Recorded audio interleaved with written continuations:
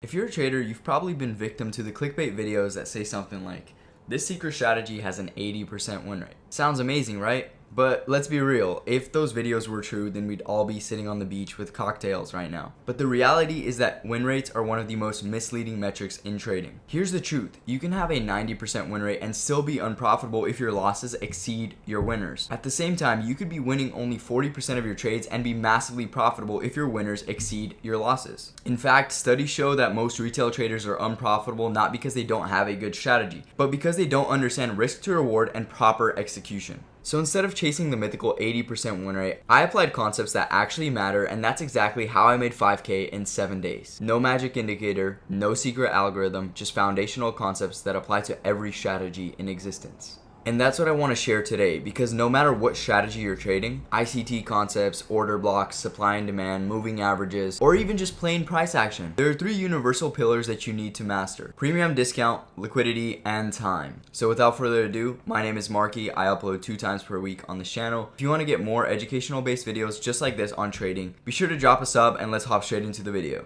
Okay, so let's dive into premium and discount first. The first thing that you're going to need to know is premium and discount in general.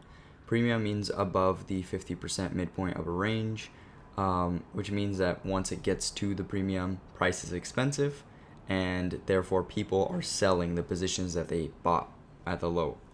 Discount is below the 50% midpoint of a range.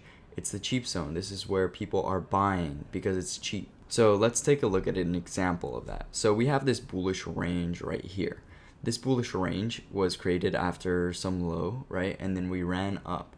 So you take the Fibonacci tool with a 0.5 and you spread it from the bottom to the top of this range. Once you see it start pulling back a little bit, then you know, okay, I'm gonna wait for it to dip down into the discount before I actually buy. Once it runs to the discount, that's when you're looking for buys, okay? So that's the first thing that you need to know, just how to mark it out. In a bearish zone, on the other hand, let me delete this. In a bearish move, you take it from the top to the bottom once you see it start pulling back right here. And once it gets above the 0.5, that's the premium. That's when you're selling from. Got it? Okay, the next thing is smart money concept. Institutions rarely buy at premium prices. They accumulate positions in discount zones and offload in premium zones. So what does that mean? So institutions rarely buy at premium prices. So let's say if we're running a move and we start reversing from here, this right here is the premium. So instead of running up higher from the premium, it's gonna most likely dip down because institutions can sell their positions here and buy again down here.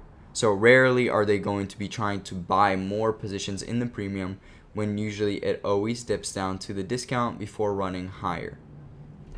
Got it? The next thing is confluence matters.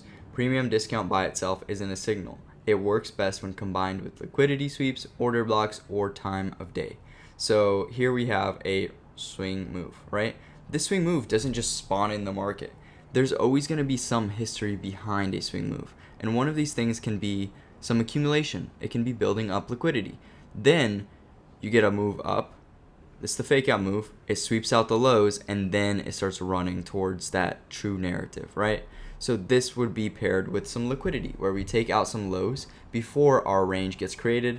That's when you wait for it to tap back into the discount and look for price to continue higher from there. Okay guys, so pair it with other confluences that you know.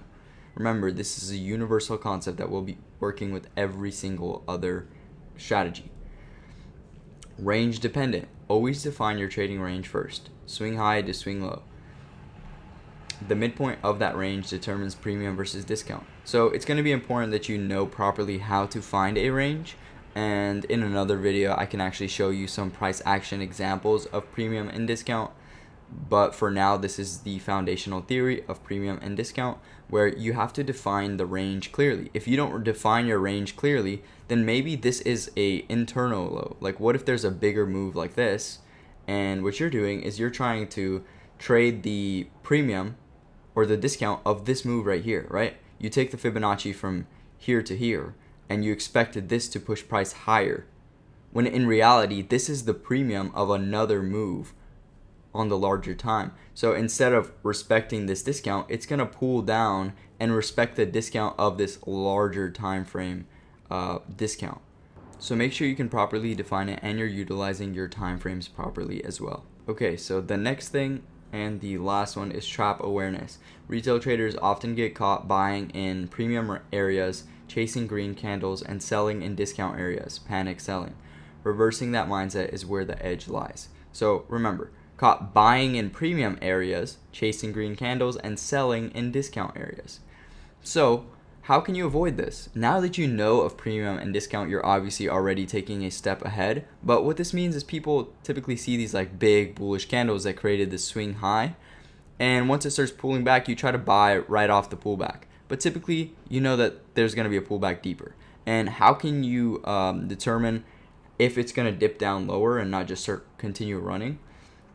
You can typically pair it with fair value gaps, which is another concept that I would recommend you study, because there's always going to be fair value gaps in the discount. If there is a fair value gap, then you can expect it to dip down to the discount.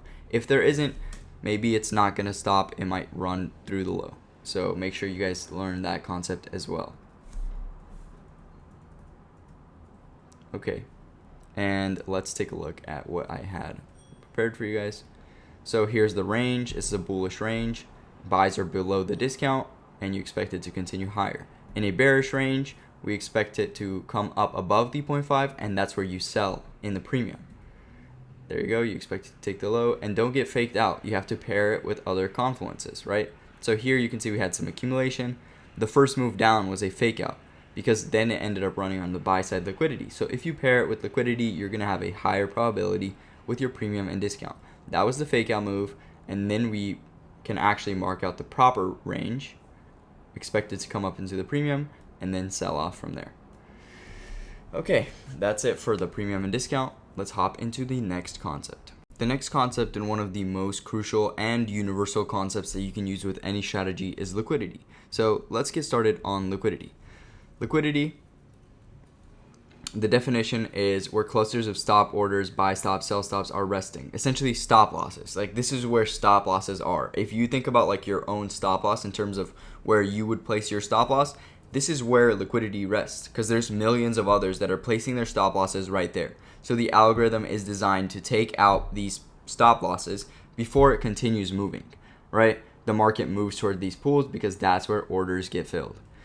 Highs and lows as targets. Liquidity is equal highs or equal lows. Recent swing points and obvious support resistance levels are magnets for price, since retail stops pile up there. Once again, stop losses. Fuel for movement. Price doesn't just reverse randomly. It often takes liquidity first, grabs the stop losses, then moves in the opposite direction once that liquidity is taken. So if there's a accumulated area of liquidity, the market comes to take out those levels before it runs higher or lower. Types of liquidity. Relative liquidity, short-term highs and lows. Inside of the current range as it's moving, there's going to be liquidity built up. And then there's major liquidity, long-term highs and lows, session opens, or news-driven levels. So major liquidity would be like previous price areas where it's created a high, then it runs down, then you can come up and take that major level of liquidity out. Retail trap factor. Most traders enter where liquidity sits, buying at breakouts, highs, or selling at breakdown lows, while institutions use that liquidity to fill the opposite positions. So let me show you guys exactly what that looks like. So here is what looks like consolidation. This just looks like consolidation, right? But there's another word for consolidation, and that word is accumulation, which means that it's building up orders, which means that there's sellers entering the market that are putting their stop losses above the highs, buyers entering the market putting their stop losses below the lows. Okay, buy side liquidity, sell side liquidity. So these are levels where the market comes to target before an expansion move. We came and just took out the buy side liquidity. All of these previous sellers were taken out, okay? So there were stop losses above those highs. When the market comes to take out those highs, it's not just a breakout move. It came to take out those stop losses, and then it can reverse. So new sellers are entering the market at this level, and then market runs on the sell side liquidity, taking out all the previous buyers. So all these previous buyers were taken out, new buyers are entering the market, and that's when the expansion occurs. This is when accumulation, Then we took out the buy side, we took out the sell side, then the expansion occurs, right? I wrote right here. These are levels where the market comes to target before an expansion move. Okay, guys? And so let me also show you an example of like an internal liquidity, relative liquidity, short-term highs and lows. So if the market's running up like this, for example, liquidity, a major zone of liquidity would be like if it left at this high, then it takes out that high, right? That is a major level of liquidity. However, there's going to be tons of lows that are created inside of the range as it continues to run up higher. So these levels would be liquidity, right? Market can come and take out these liquidity levels. This is an internal liquidity, which means it's inside of the move. It's not a major level of liquidity to the left or the right hand side of, or it can't be to the right hand side, to the left hand side of the market. So that's how liquidity works, and you can think of it as like fuel for the market. When it comes to take out lows or highs, it's collecting and adding new positions to the market. So first of all, it takes out previous stop losses, previous entries. New people are entering the market, and then there's going to be a lot of volatility coming in after a major zone of liquidity has been taken out. So always keep your eyes out on those. The last and most important concept that I need to cover that made me $5,000 in 7 days is time. Trading at the right time every day, no matter whether you're trading trend lines, support resistance, order blocks, price action, doesn't matter. What matters is that you're trading at the right times, and that's what I'm going to be covering right now. So let's hop straight into it. So first things first, not all hours are equal. The market is most active during specific sessions: Asia, London, New York. There's 3 major sessions that you should be trading at. If you're trading in between those times that I'm going to mention later in this video, then you should not be trading at those times. Reflect on that. Make sure you're never again trading in between sessions unless you're holding a position that you entered from one of these sessions. Okay, so there's 3 main sessions. These periods provide the highest volatility and best opportunities. This is when money's getting circulated by the banks. Okay, market's going to be actually moving. So session opens. Asia session is typically a liquidity grab. London often gives an opportunity to enter the continuation, and New York brings volume and expansion. So what this is kind of, I'm telling you here, is that each of these sessions has their own characteristics. It moves during specific times in specific ways, depending on the daily range. So that's what I'm going to be showing you guys in just a second. The next thing is kill zones. There are high probability times inside of these sessions, typically the first 2 hours that you'll see the highest amount of volatility, and you can also trade the specific characteristics of the session. So knowing these times avoids low probability trades in dead zones. News events. Scheduled times like CPI, FOMC, NFP are magnets for liquidity. Price often consolidates before, then expands violently at the release. These news events, if you've ever traded a news event, you know that it's deadly. It moves insane amounts, 300 pips in seconds. Like literally it gaps and runs like an insane amount in a very short period of time. So these news events are a major area that you look for. And then after the news events, the highs and lows of the news events are called data high, data low. Those are also specific liquidity that you can be trading. And lastly, daily, weekly timing. So certain days have certain tendencies. Like Monday often sets the weekly range. Like if it accumulates, then Tuesday sweeps out one of these highs or lows, and then the midweek expands. And then Friday typically would come back after hitting the target, or it finishes off the move. Okay, so let's actually hop in. So here is a daily candle open. You can see this is how it typically looks. Like if the market opens after a New York session closes, then it typically starts consolidating, right? Then a session starts. We got Asia session that started right here. Asia session typically creates this wick. So you can see right here on the daily candle. This is exactly how it looks, by the way. When it runs lower than the open, this is the open right here, then it creates a wick. And then it pulls back up, right? Pulls back up, and now we have a wick on the daily candle. The expansion usually always begins from Asia because Asia is the first session of the day, and there's a lot of volatility as long as you're trading a right pair. Okay, I'll be covering that in other videos, but you want to make sure you're not trading a USD based pair during Asia because it's going to consolidate. Like if you've ever seen NASDAQ, you know it does not move during Asia session. Okay, so London session, typically the first hour, or even London session in general, will give you another opportunity to enter. There's typically known as the Judas swing.